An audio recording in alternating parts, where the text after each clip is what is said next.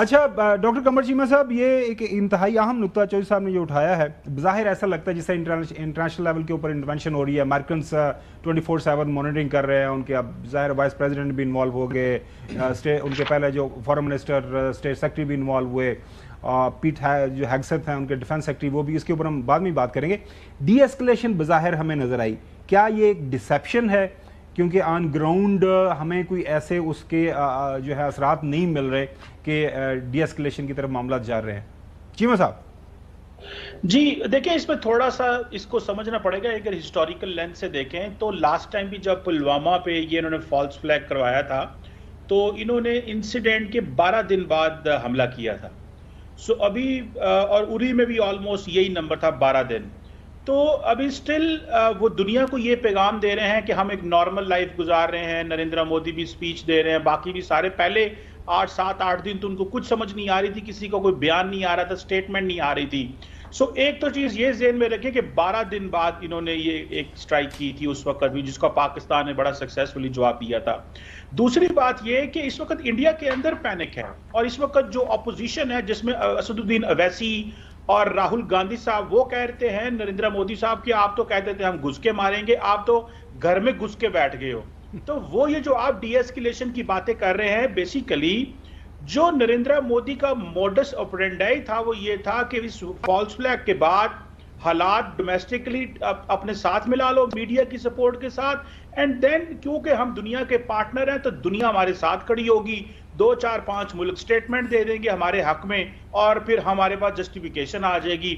تو اس کی وجہ سے ان کو ڈی ایسکلیٹ کرنا پڑ رہا ہے، پیچھے ہٹنا پڑ رہا ہے کہ اب ان کو اب دنیا سے وہ سپورٹ نہیں مل رہی جس کی وہ کوشش تھی ان کو کہ وہ ہمیں ملے گی ہی ملے گی، کیونکہ ہم دنیا کے اسٹریٹجک پارٹنر ہیں، امریکہ کے تو گلوبل کمپریہنسو اسٹریٹجک پارٹنر ہیں۔ تو اس وجہ سے وہ ڈی ایسکلیٹ کر رہے ہیں۔ اور دوسرا، ود ان انڈیا وہ جو نیریٹو بلڈ کرنا تھا اس کو اپوزیشن بھی ٹانٹ کر رہی ہے انہیں، اور with in the arm force جو اسٹریٹجک کمیونٹی ہے وہ بھی شاید اسی چیز کو لے کے چل رہی ہے، جس میں آپ دیکھتے ہیں کہ پینک ہے۔ یہ چیمہ صاحب بڑا اہم نقطہ آپ نے اٹھایا، اسی کو ہم آگے لے کے بڑھتے ہیں۔ ناظرین، انیشل جو ایک پلاننگ تھی وہ لگ یہ رہی تھی کہ 22 اپریل کو یہ واقعہ ہوگا، نیریٹو بلڈ ہوگا۔ یسٹرڈے ایک را کا جو ڈاکومنٹ وہ بھی لیک ہوا، اور اس طرح اس نیریٹو کو، بیانیے کو بنایا جائے گا کہ جو انڈیا ایک وکٹم ہے، اور وکٹم ہونے کے ناطے انڈیا کے پاس یہ حق ہے کہ وہ رسپونڈ کرے، اور پاکستان کے اوپر الزام درا جائے گا، دنیا مدد کو آئے گی، جس طرح چیمہ صاحب بتا رہے ہیں۔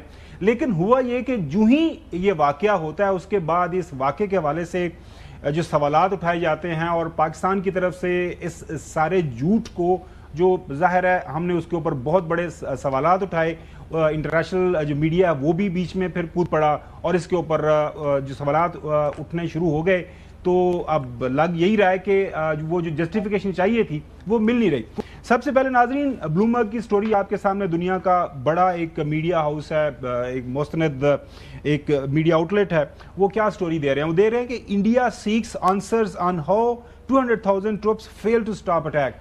انڈیا مطلب یہ ہے کہ انڈین جو عوام ہے وہ سوال پوچھ رہی ہے، جواب مانگ رہی ہے اپنی حکومت سے کہ یہ کیوں کر ہو گیا کہ 2 لاکھ وہاں پہ ٹروپس موجود تھے، آپ کی افواج موجود تھیں، جو لا انفورسمنٹ ایجنسیز آپ کی موجود تھیں، انٹیلیجنس ایجنسیز موجود تھیں، اس کے باوجود یہ وہاں پہ حملہ کیسے ہو گیا؟ جواب نہیں مل رہا۔ اسی طرح نیو یارک ٹائم کے اندر سٹوری چھپی ہے، India accuses Pakistan of supporting terrorism. Here is what we know.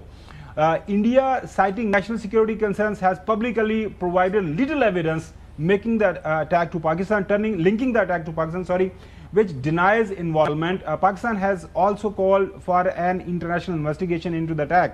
کہ انڈیا ابھی تک ناکام ہوا ہے۔ 2 دن پہلے بھی آپ نے نیو یارک ٹائم کی ایک سٹوری دیکھی کہ انہوں نے 100 کے قریب وہاں پہ ہائی کمشنرز، امبیسڈرز کو بلایا، اور وہ جب باہر نکلے ان کے ساتھ میڈیا نے انٹریکٹ کیا تو انہوں نے کہا جی سانو یہ سمجھ آ رہی ہے کہ گل بڑھ نہیں رہی انڈیا دی، اور یہ سارے کا سارا معاملہ۔ اس کے ساتھ ساتھ ان کے اے ایس دلت جو ہیں سابق را چیف، ان کا جو ایک انٹرویو ہوا ہے، ہم نے کل بھی سنایا تھا، آج بھی آپ نے ٹیلی ویژن اسکرینز کے اوپر دیکھا ہے پورے پاکستان کے اندر، کہ وہ سوالات اٹھا رہے ہیں۔ اب یہ وہ لوگ ہیں جو کہ who had been in the thick of business, they know کہ جو وہاں پہ ان کی جو سیکیورٹی ایجنسیز ہیں، سیکیورٹی کے ادارے ہیں، وہ کس طرح آپریٹ کرتے ہیں، ان کی کامیابی ہے یا ناکامی ہے، انہی کی زبانی سنیے۔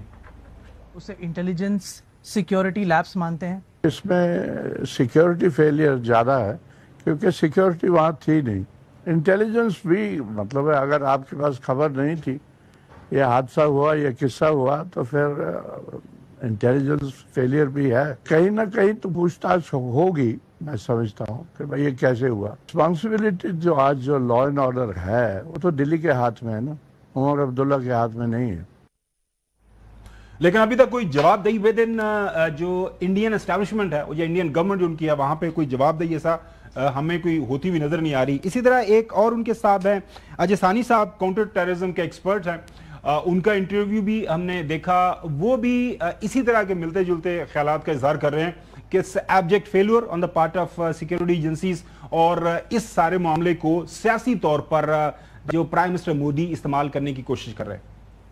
Unfortunately, there is this constant pressure to sort of feed a particular electoral constituency, and so this nonsense is spoken, and it exposes the government to shall we say the accusation of failure. And the problem with this government is that they want to cash in terms of partisan political gain on everything that happens. If there are dead bodies, I want to be seen with them. I want to be seen with the coffins draped in the Indian flag. If there is a operation, minor or major, I want to be seen as its architect. They have trapped themselves in a situation where they were being seen to have done something. I have no solution for that. This is their failure. This is their calculus.